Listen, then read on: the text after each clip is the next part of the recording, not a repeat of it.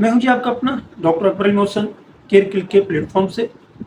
ہمارا آج کا موضوع ہے بچوں کا انگوٹھا چوسنا.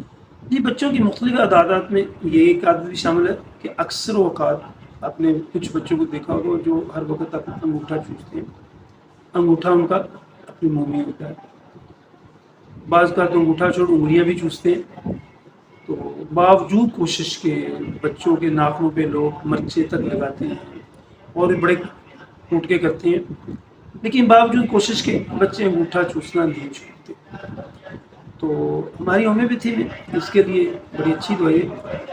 آپ کو ذرا لمبا عرصہ استعمال کرانی پڑتی ہے، 1.5-2 مہینے لگ جاتے ہیں، لیکن بچہ بہرحال اس عادت کے سے جان چھڑا سکتا ہے. نیٹرمیور 1 ml. جی ہاں، نیٹرمیور 1 ml آپ کو ویکلی دینی پڑتی ہے اور بچہ اس عادت سے جان چھڑا لیتا ہے.